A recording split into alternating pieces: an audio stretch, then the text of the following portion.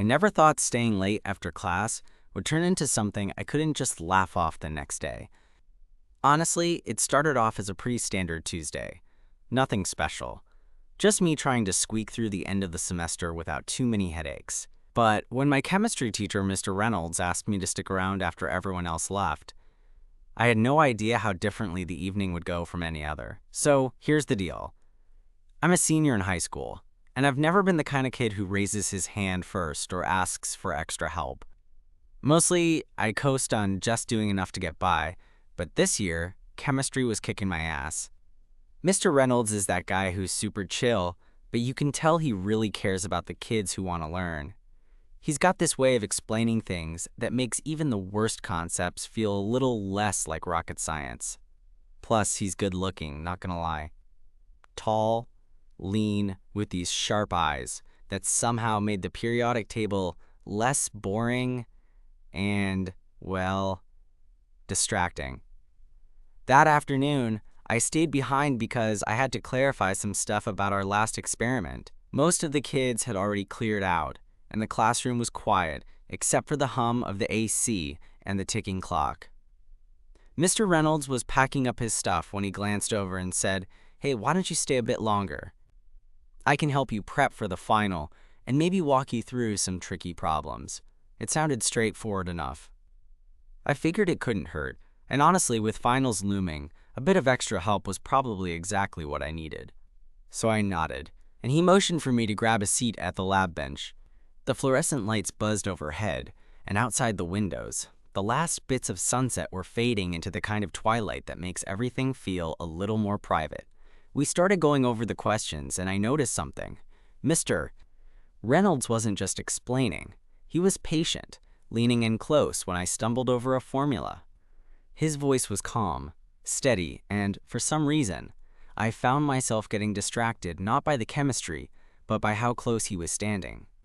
Not in a creepy way exactly, but close enough that I could tell he'd caught my nervous glances and didn't seem to mind. At one point, he asked me to read a problem out loud, and when I did, he just nodded and smiled.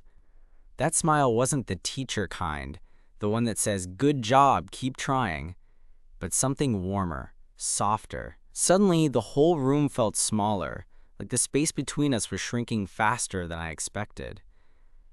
Then, as I was trying to focus on the problem, he moved a little closer, just to point out something on my paper. I could feel his breath, and my heart kind of stuttered. Okay, maybe skipped a beat. I caught myself wondering if he'd realize how nervous I was, or if he even noticed at all. And that's when things got complicated. I'm not usually one to freeze up, but that moment when he stayed close enough that I could see the slight curve of his lips and the way his eyes lingered just a second too long, I wasn't ready. I felt like I was right on the edge of something I wasn't sure I wanted to jump into, but couldn't look away from either. What was supposed to be a simple study session was suddenly charged with this weird tension that neither of us said out loud. I don't know if he was waiting for me to say something or if he was just testing the waters, but when he asked if I wanted to take a break, I barely managed to nod. And in that quiet classroom with just the two of us, I realized this was not going to be like any tutoring session I'd ever had before.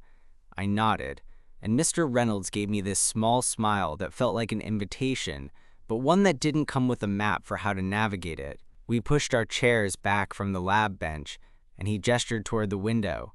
The hallway lights outside were still on, but the school was mostly empty now, save for the janitor's muffled footsteps echoing somewhere 2 floors down. "Want some water?" he asked, and I realized my throat was dry like the Sahara. I said yes without thinking. He went over to the small sink near the corner, filling 2 plastic cups from the water fountain. When he handed me mine, our fingers brushed for just a second. It was so brief, but enough to send this weird jolt up my arm. We stood there, the silence stretching out like it was waiting for us to fill it with something. I wanted to say something, anything, but the words felt stuck.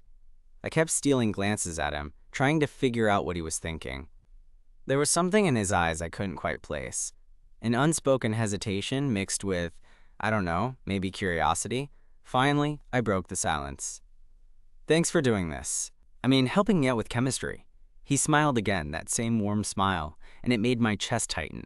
"You're welcome. You're putting in the work." I like that. His voice was soft, like he was trying to bridge this invisible gap between us.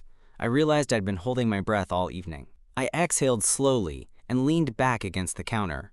Honestly, I didn't think I'd ever get chemistry. I admitted, mostly to myself. "But you make it kind of make sense." He chuckled, and it was the kind of laugh that made my stomach flip. "I'm glad. It means I'm doing something right." We stayed by the window for a while, just talking about school, music, silly stuff that had nothing to do with grades or finals. For the first time that year, I felt like I was seeing him not just as the teacher but as a person. Someone who liked old vinyl records and had a terrible habit of forgetting to water his plants. He told me about a band he was obsessed with, and I found myself making mental notes to check them out later. But then, out of nowhere, the mood shifted again. He looked at me differently, like he was measuring how close I was willing to get. The room felt smaller, tighter, and suddenly I was hyper-aware of my heartbeat, the way the air moved between us. "Can I ask you something a little personal?" he said quietly. I blinked, caught off guard. "Sure." He hesitated like he was weighing his words, then said, "Do you ever feel like you're pretending to be someone you're not?" The question caught me off guard. I wasn't sure how to answer. I mean, who doesn't feel that way sometimes? But I found myself nodding, because yeah, I did. "Yeah," I said. "All the time." He gave a small, understanding smile. "Me too." Then, without warning, he took a step closer, and I swear the world slowed down. I felt the heat from his body, the way his eyes locked on mine like he was looking for permission. "Look, I don't want to make things weird," he said in this low voice that was only meant for me. "But I get the sense you're not just struggling with chemistry, you know? Like there's something else." I swallowed hard because suddenly, all the barriers I'd built up for years felt shaky. I wanted to tell him everything.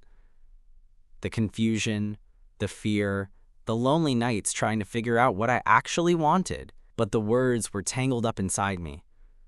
He reached out on impulse, brushing a stray strand of hair from my forehead. His fingers were warm, and the touch was electric. I didn't pull away. I couldn't. "I'm here," he said simply. "If you want me to be." And just like that, the room was filled with this charged silence, the kind that holds the promise of something new, something unspoken but understood. Before I could figure out what to say, the door creaked open, and a janitor poked his head in, muttering about closing time. Mr. Reynolds stepped back, clearing his throat like he wanted to pretend none of that had happened. "Guess we should wrap this up," he said, voice a little rougher than before. I nodded, still trying to process everything. As we packed up my notebooks, I caught him watching me out of the corner of his eye, like he was waiting for a sign from me. When I finally left the classroom, walking into the cool night air, my mind was spinning. I didn't know what to make of that night, of his touch, his words, the way the whole thing felt both terrifying and exhilarating. All I knew was that whatever this was, it wasn't going away anytime soon. The next morning, I woke up feeling like my brain was stuck in that weird, half-real place where dreams bleed into reality. I kept replaying last night over and over, the way Mr. Reynolds looked at me, the hesitation in his voice, the way his fingers brushed against my skin. It was a lot to process, especially since I had to get ready for school and pretend everything was normal. Walking into the chemistry classroom felt different.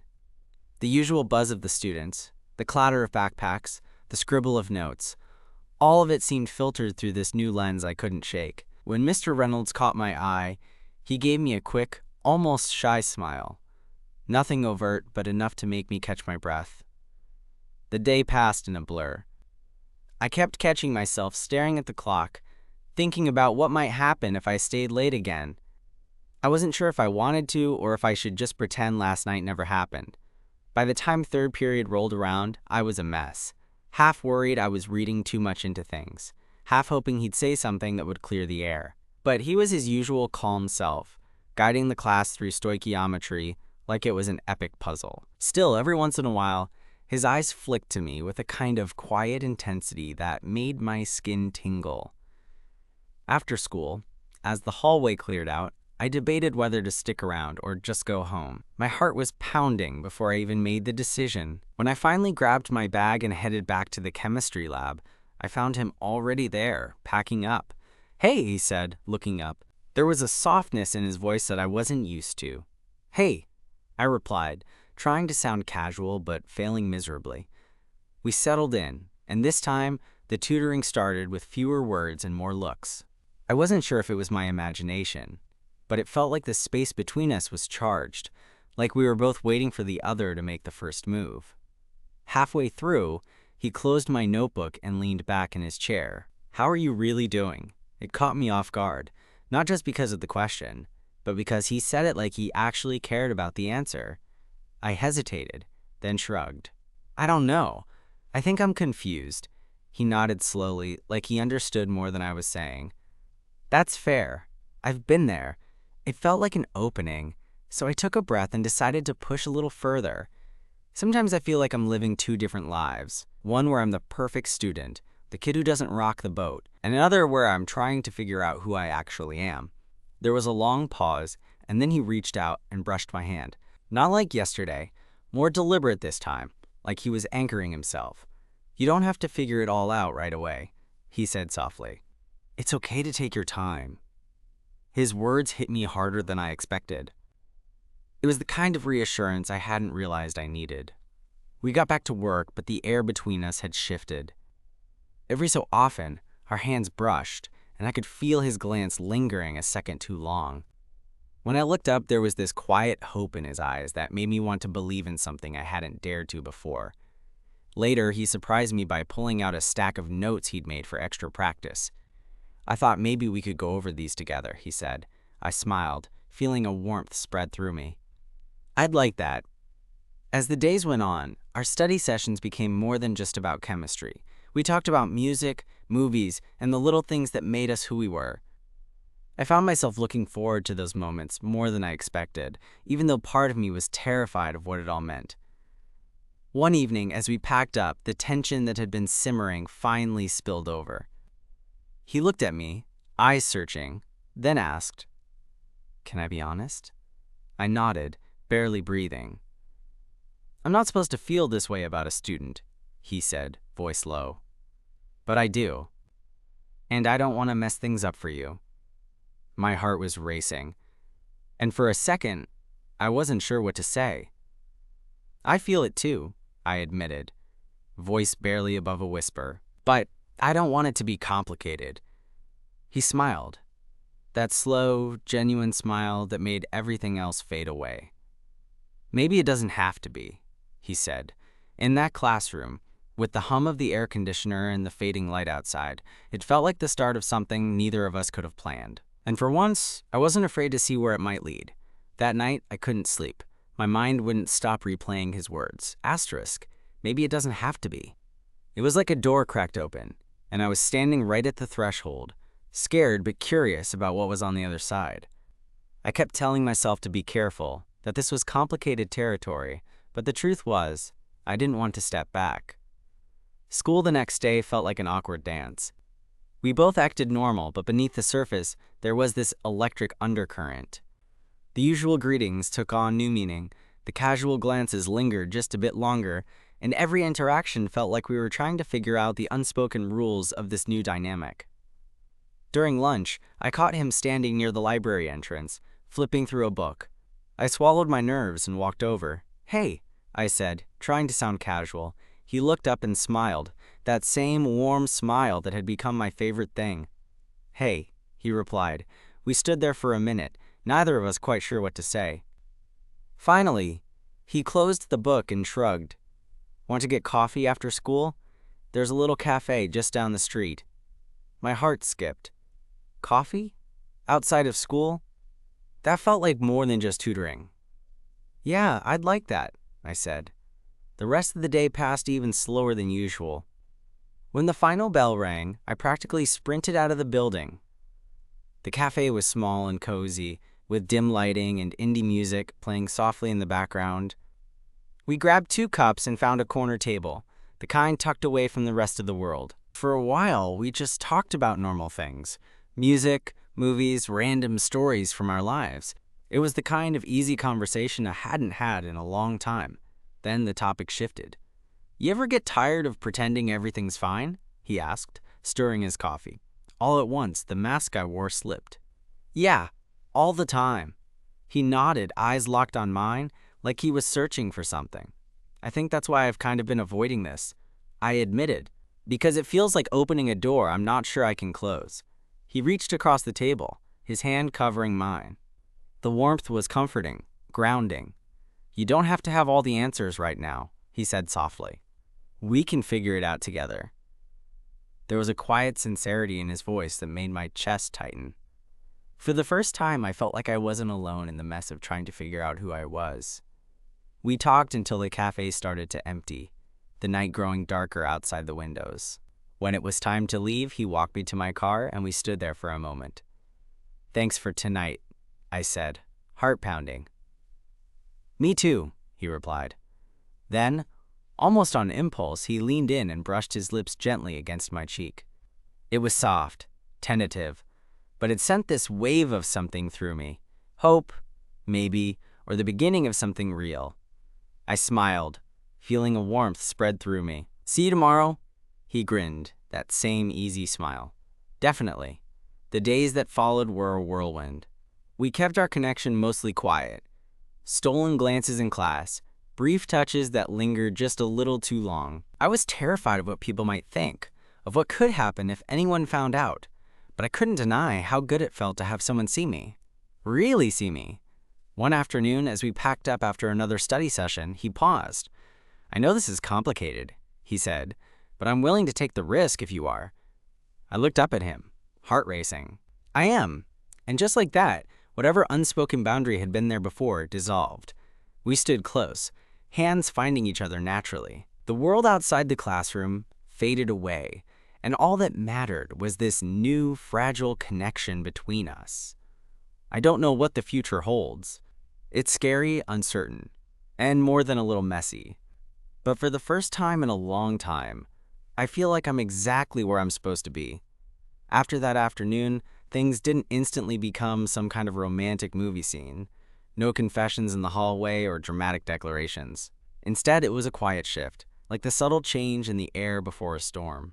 We both knew this wasn't going to be easy, but for once, I felt like I was part of the story, not just an extra waiting on the sidelines.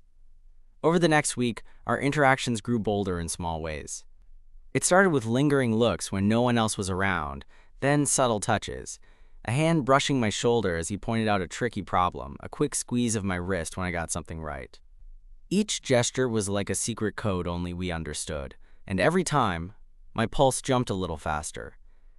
One evening, after a long day of classes and late-night studying, he invited me over to his place, not as a student or a teacher, but just as two people trying to figure out this complicated thing between us. I was nervous as hell, walking up to his apartment building, wondering if I was about to make the biggest mistake of my life or the best decision I'd ever made. When he opened the door, he looked different, less like the teacher and more like himself, relaxed, with that easy smile that made all my worries melt away. "Come in," he said, stepping aside. His place was cozy, filled with books, plants, and vinyl records stacked on shelves. It was the kind of space that felt lived in and real, not staged or perfect. We settled onto his couch, the soft hum of a record playing in the background. We talked for hours, not about school or chemistry, but about dreams, fears, the weirdness of growing up. He told me about his own struggles, the pressure of always having to be the perfect teacher, and how lonely it could get.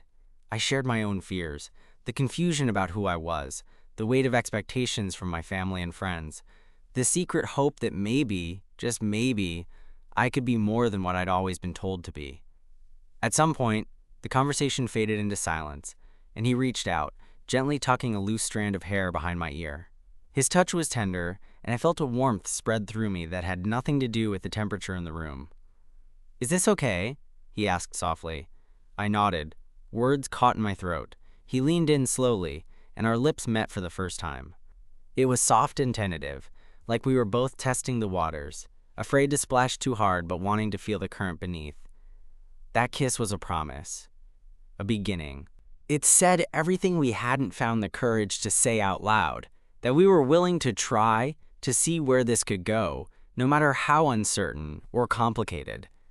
Afterwards, we just sat there, tangled up in each other, the outside world fading away. But reality has a way of creeping back in.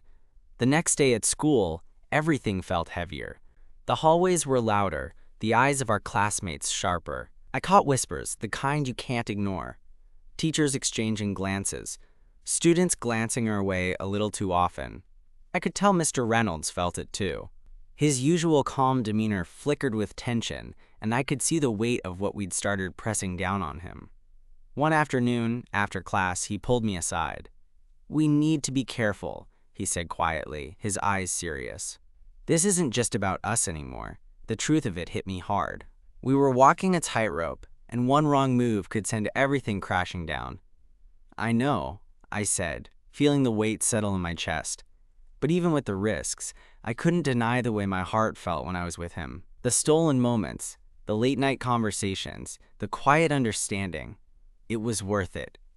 We agreed to keep things between us as private as possible, to be mindful of the boundaries we needed to respect. It wasn't perfect, and it definitely wasn't easy, but it was real. And sometimes, that's enough to keep you going.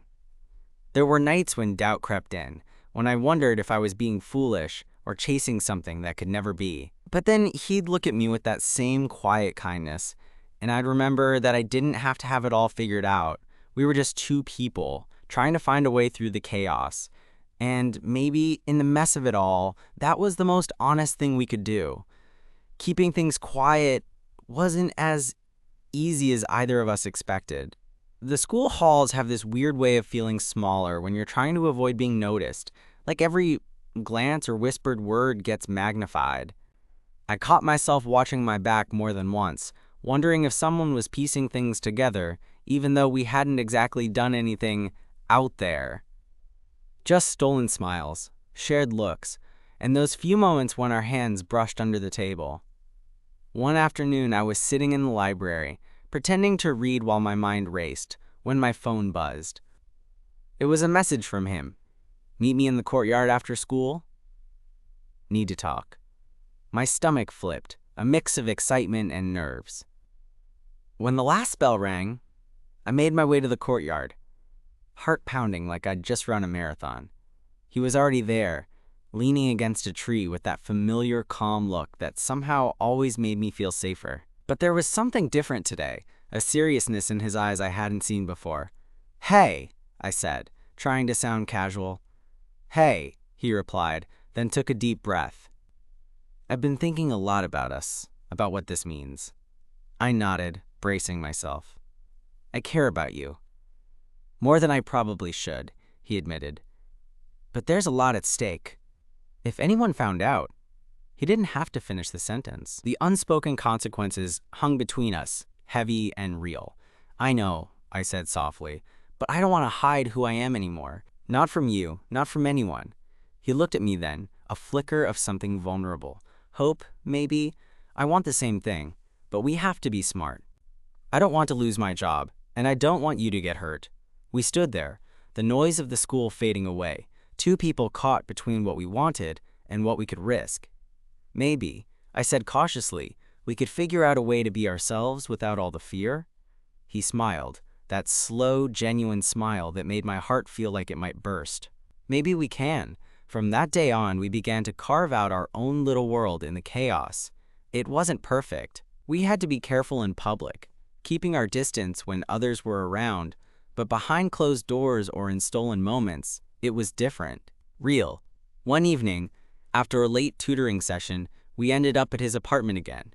The city lights spilled through the window, casting soft glows across the room. We talked about everything and nothing, the conversation flowing easily like it always did. Then, he reached out and took my hand. "I want to meet your friends," he said quietly. My chest tightened. I'd never told anyone about us, not even my closest friends. The thought of bringing him into that part of my life was terrifying. "I don't know if I'm ready," I admitted. He squeezed my hand gently. "Whenever you are, I'll be there." That night, as I lay in bed, I thought about what it would mean to be truly open. Scary, yes, but maybe also kind of freeing. The next few weeks, things shifted again. I started feeling braver, talking more openly about who I was, even if it was just little hints dropped here and there. Mr. Reynolds was there every step, his quiet support a steady anchor. One afternoon, during a particularly tough study session, he paused and looked at me with that intensity I'd come to recognize. "I'm proud of you," he said, "for being honest, even when it's hard." I blushed, but smiled. "Couldn't have done it without you." As the school year edged closer to the end, the tension between us didn't fade. It grew into something stronger. We were building something fragile and beautiful, hidden away from the world but real, in every way that mattered. But with finals looming and graduation on the horizon, I knew our time was running short. The thought of saying goodbye, or worse, pretending this never happened, scared the hell out of me. One night, after we'd finished reviewing a practice test, he pulled me close. "Whatever happens after this," he whispered, "know that you've changed my life."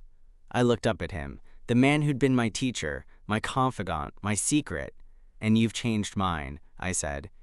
In that moment, with the weight of everything pressing down, I realized that sometimes the most complicated things are also the most real. We were taking a risk, diving into the unknown without knowing where we'd end up. But for the first time, I was okay with that.